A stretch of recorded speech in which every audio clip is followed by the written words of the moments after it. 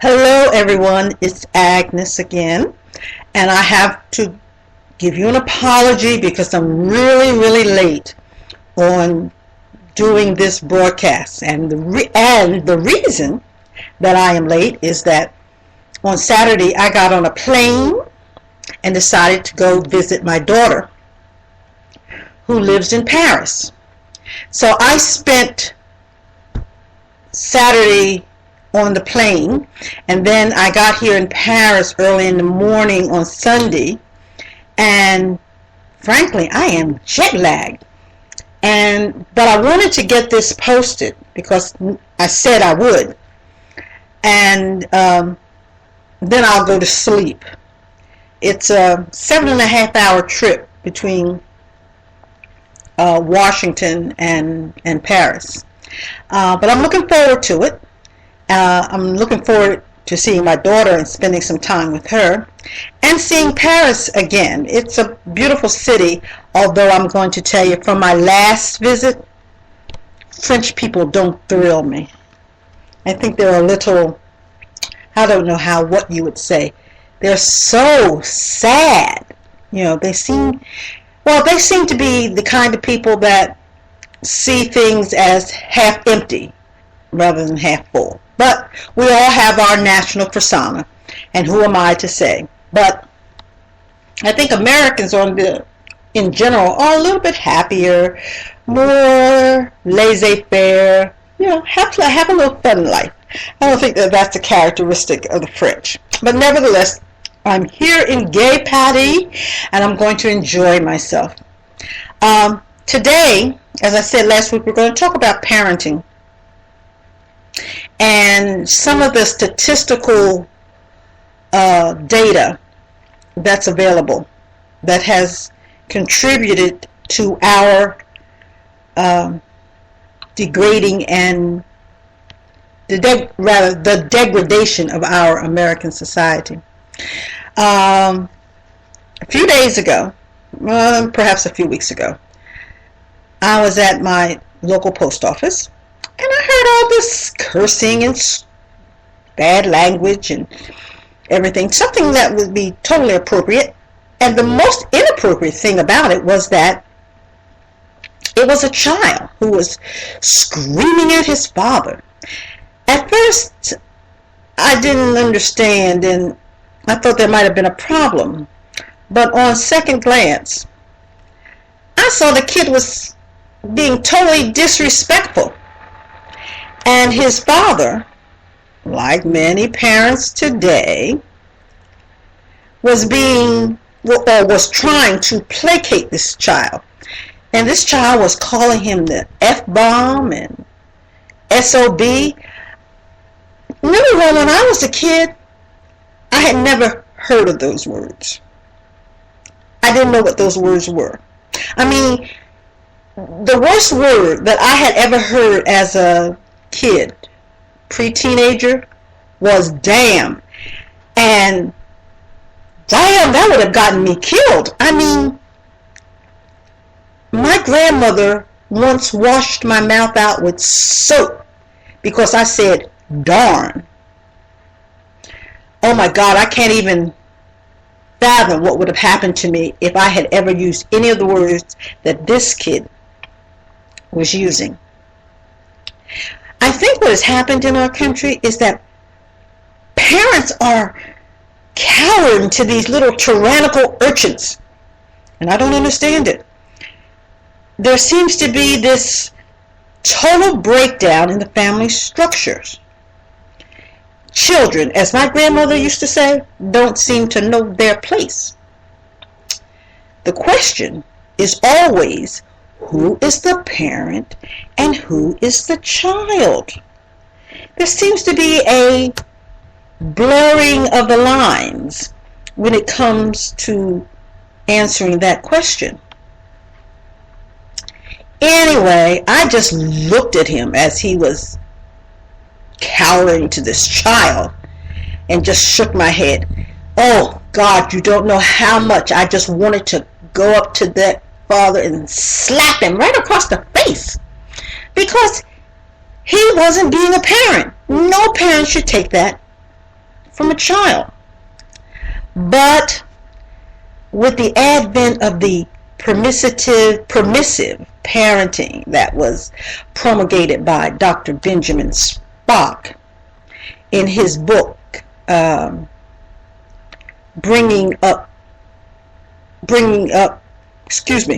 his book Common Sense Baby and Child Care, that was first published in 1946, we seem to have lost our control of our families. I mean, there seems to have been a meltdown across the board of American society, morals and values. We seem to be in a decline as a culture and falling into a chasm of chaos and anarchy in our homes. I mean, if I had some of the things going on in my home that goes on in some homes, I think I'd work around the clock. I'd find reasons not to be at home. And that's not a reason. You shouldn't do that, because you as a parent elected to have these children. Now it's time for you to step up to the plate, pass time, and be a parent. See, Dr. Spock told a generation of parents that it wasn't necessary to teach their children self-control and respect for authority. He told parents that it was more important to accommodate their children's feelings and cater to their whims rather than impose discipline. Adhering to the Spock philosophy promoted self-indulgence rather than instilling self-control.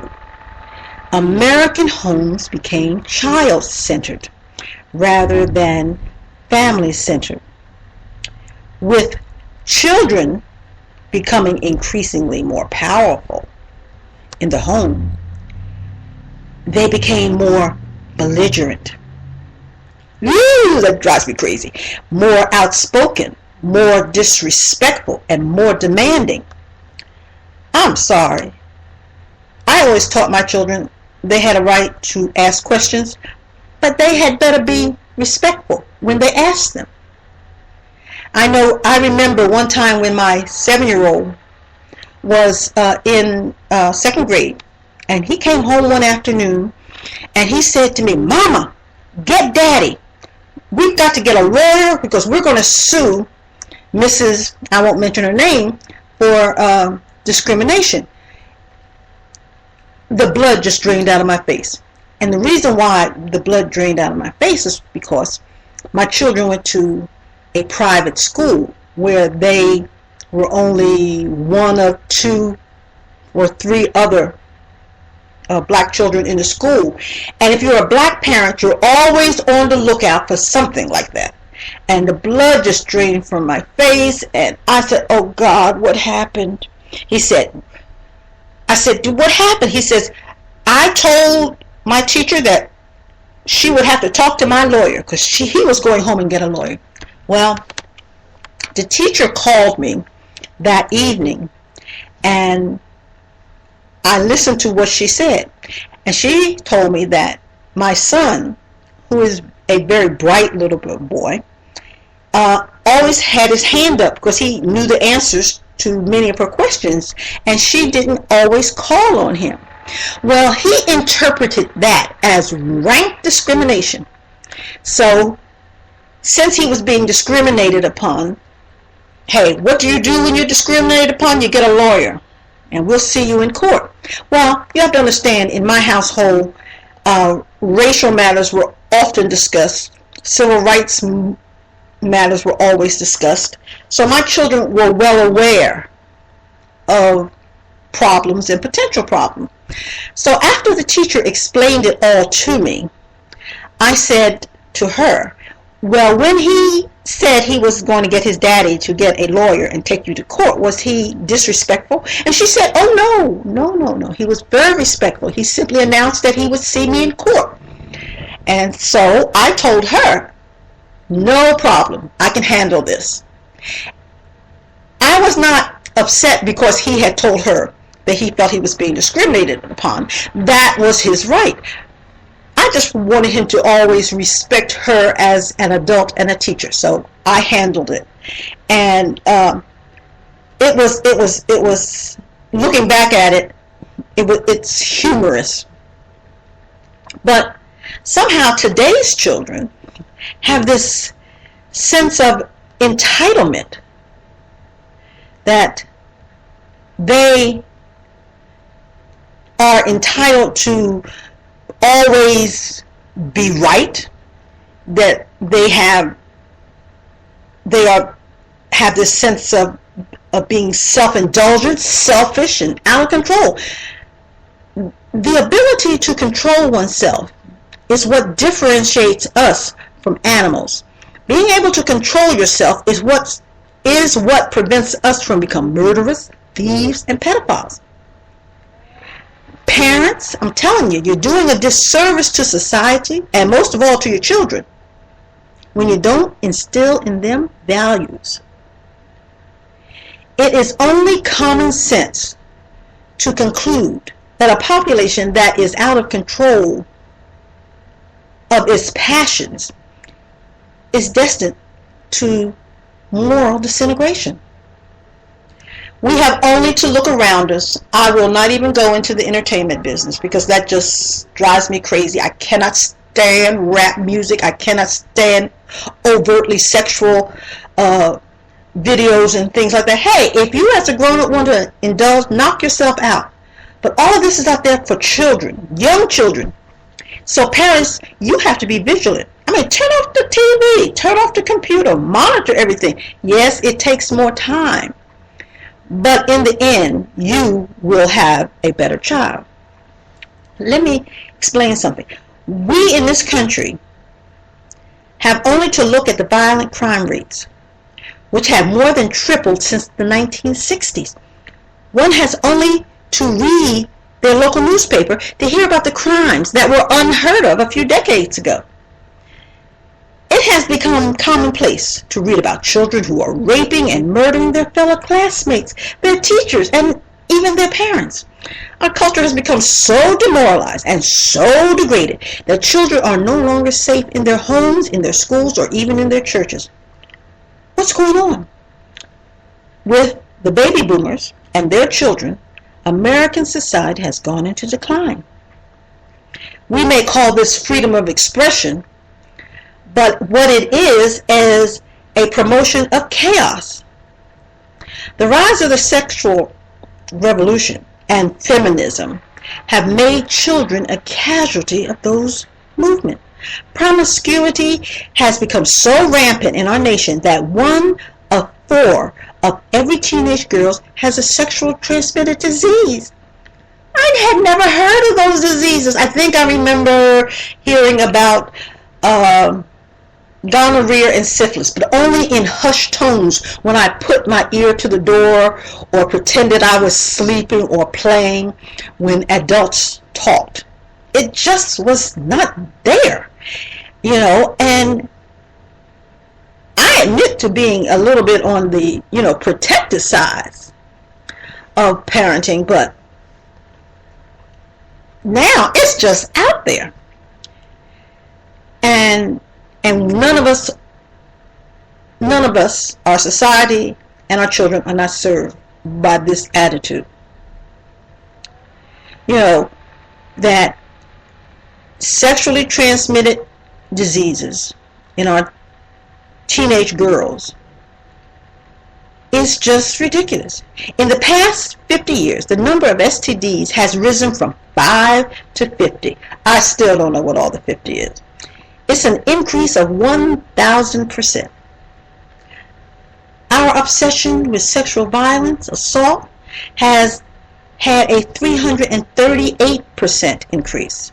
Out of wedlock births have gone from single digits into the stratosphere. Preliminary data indicate that 40.7% of all 2012 births were out of wedlock. Makes no sense. Of course, there's a vast difference among racial and ethnic groups.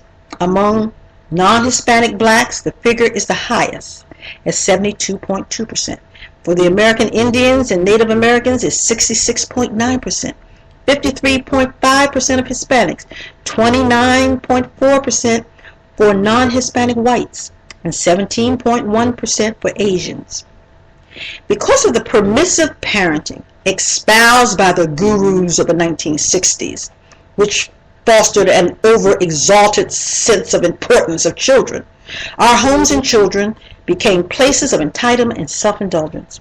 The crime rate increased and the SAT scores declined. Children need to adhere to standards, practice self-control, and parents need to stop promoting this culture of narcissism and hedonism. Of course, children need love, affection, and encouragement in order to develop into a whole person. But it is through parenting that a person develops a worldwide view, how we approach our fellow man and how we conduct ourselves in society as compassionate and civil human beings. Well, I'm getting a little sleepy because, frankly, jet lag. I'm a little old to be flying all over the place like this. And so I'm going to conclude and try and get next week ready, because I will be forecasting from Paris next week. And maybe I'll do it under the Eiffel Tower or someplace. The weather seems beautiful, so I could take my computer and do it there. But anyway, I hope you have a very good week, a very blessed week, and a very safe week. This is Agnes. Until the next time, I wish you well, and I wish your children well. See you again. Bye.